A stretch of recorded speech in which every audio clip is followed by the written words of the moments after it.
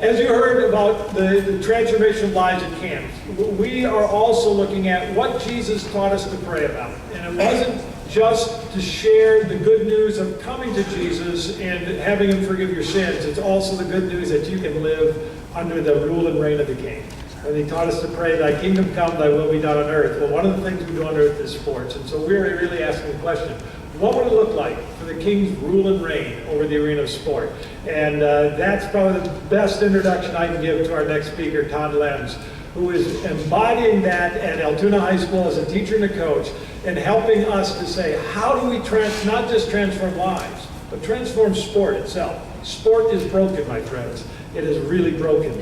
The longer kids are in competitive sports, the less they make good moral decisions. The studies are clear.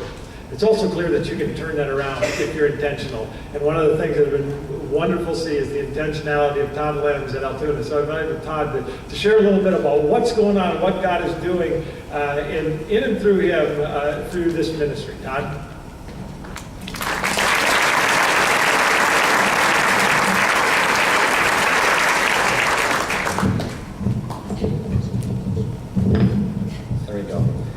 Good evening. It's good to be here tonight.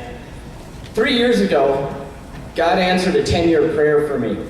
I started working at Altoona High School 13 years ago, and I started praying, God, how do you want to use me here at Altoona High School? 10 years I prayed and just kind of waited. But 3 years ago, I had the opportunity to join our coaching staff and listen to Joe Ehrman at Peace Lutheran Church here in Eau Claire.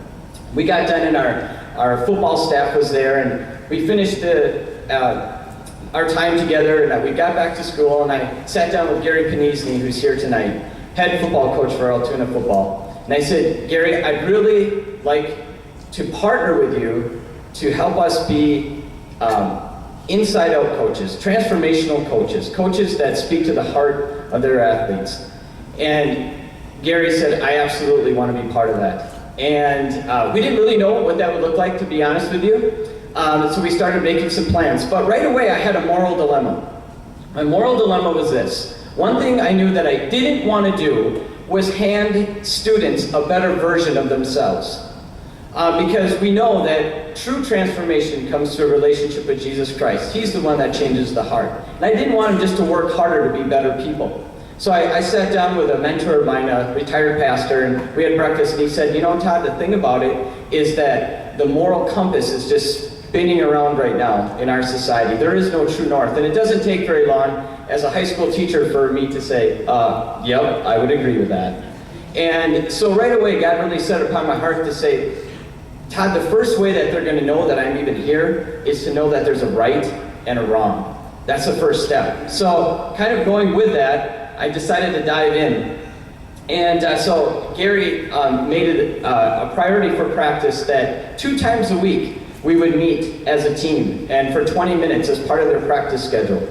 And then right after that, one of his assistants became the head girls basketball coach and asked if I would partner with him with the girls basketball team. So we did the same thing, 2 times a week for 20 minutes with the girls basketball team. That was 3 years ago. So right away we had some realizations as we talked to the students about things such as leadership, servant, what it means to be loving, dating in relationships, fear, perseverance. But there's some things that we just kind of looked at and said, you know what, there's some realizations here that hit us. First, we had to define why we were coaches. You know, that's something, you think about all the years a lot of us have coached, it's like, why do you coach? And so we sat down as a staff and decided this is why we coach, and this is what we came up with, to build young men and women who are respectful, full of integrity, and show love and compassion towards others. That's what we wanted to be about. Now with this becomes a great accountability on the coaches. See, I'm a volunteer. What a great position to be in. Can't fire me. So, but my relationship with the coaches is excellent, and I love working with them, and they want to be held accountable to this idea that this is what we're about. This is why we coach. And a story that means a lot to me is our head girls coach last year. We had a lot of pressure on us because last year 2 years ago, I guess 2 seasons ago, we made it to the state semifinals and lost. So we had all the team coming back, so everybody's excited. And as I was meeting with the girls, they had this look, just kind of gloom on their face. And they said, "This isn't fun anymore, Mr. Lenz. Basketball is not fun." I said, "Well, why? Why is it not fun?" "I don't know, but Coach Woodrow is he's not fun anymore. He's just mean. All right, he's just yelling and screaming. He doesn't ask us about anything anymore." So we had a coaches meeting, and so I said to Ryan in our staff meeting, I said, "Ryan, are you having fun?" "Well, of course I'm having fun here." I said, "Really?" "Well, the girls aren't." And we started talking about that, and he just started sharing. He's like, "The pressure is getting crazy," and Ryan has given me permission to share. He just broke down in tears. And he said, "You know what? That's not why I coach." I said, "Remember why we coach? Remember why we coach?" He's like, "Yeah, I remember." I said, "That's why we're in this together."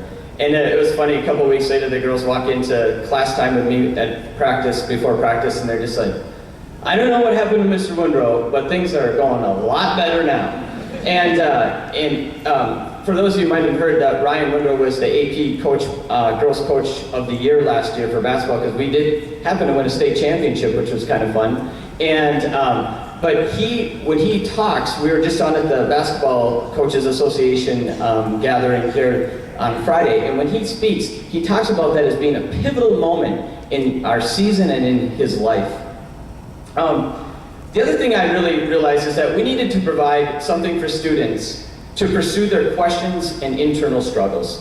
Because, boy, we were opening a lot of can of worms with students. And I would, one of our female athletes 2 years ago, she came in after school and she said, "Mr. Lenz, can I talk to you?" "Yeah, what's going on?" She said, just started crying. And I said, "What's going on? What's the problem?" She's like, "All this stuff we're talking about, and I want to be a good person, I really do, and I know that there's only one way that can happen." I said, "Well, how is that?" She said, "To have a relationship with God. I know that's it." And I said, "Well, do you want a relationship with God?" And she said, "Yes, of course I do."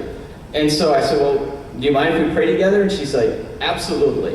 So she prayed, and it's really neat. She stays in contact with me, and she's going to be a teacher and a coach. That's exciting. And so she's really has a desire to serve the Lord and follow Him. But I knew that we needed something. So I talked to Mark, and I said, "Mark, I want to start an FCA Bible Study. I have no idea. It's not going to be a huddle, I'll tell you that. I'm not doing any games, things like that. Have enough of games during the day, all that good stuff." I said, "I want to do a Bible study where the kids come and we dig into the Word, and let's go after it."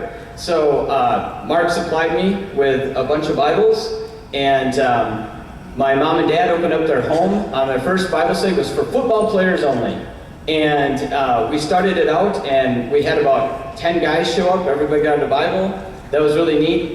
Then after the football season ended, we opened it up to our school, and now we're in our second year. And some generous person who said to us, he said, "Anytime you need Bibles, you let me know. I'll get you Bibles." And so we've been able to give out about 4 cases of Bibles to kids at Altoona High School. It's kind of fun.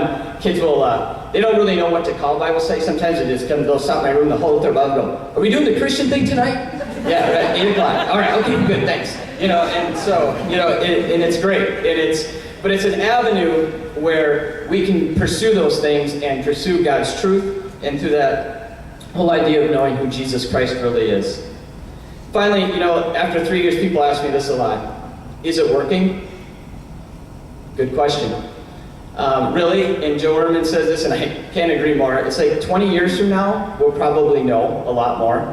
What kind of husbands, fathers, wives, moms, co-workers, what they end up being, their relationship with Jesus Christ, what that looks like. I don't exactly know. There are a couple things, though. I think that their athletes are experiencing love and trust. And one of my favorite stories, people always ask me, "What's your favorite story of the state tournament last year?" My favorite story, we're getting ready to go out on the floor for the state championship game. And it's the last time before you go out on the floor. And we have this tradition where everybody goes in, you go, 1, 2, 3 rails, right, or kind of thing. We're in this huddle, but our head coach, Ryan, always says, "No matter what happens in the game, remember your coaches love you." And so we're in the huddle, and we're getting our hands in, and he says, "And girls, remember, whatever happens," and he just starts to sob. He's just crying. So is the assistant coach. I am too. The other assistant coach. Nobody can speak. And one of our senior girls looks up and she goes, "Our coaches love us." And, and off we went. And I think that meant a lot. I also think that athletes are showing love and compassion towards others. Our football team a couple years ago, our principal received a call from a mother crying, and that's not a good sign usually. And she said, I just want to tell you that my son, who was a 9th grader, had the best day of his schooling career ever. Oh, well, that's good. Why are you crying? She said, well, he's been to several schools and he has some things that make it difficult for him to kind of relate to kids, and he's alone a lot, and kids kind of pick on him. He was eating for the first day at school alone in the cafeteria. And 2 football players walked up to him and introduced themselves, scared him to death, thought he was going to end up in the garbage can. And they introduced themselves and said, well, do you mind if we eat with you, or would you eat with us, or how would that work? Would that be okay? And so they sat down and joined him for lunch. Because one of the things we talked about, how that the cafeteria is one of the loneliest places in school, and that no one eats alone. No one wants to eat alone. And so the football players talked to him, and he said, sure. And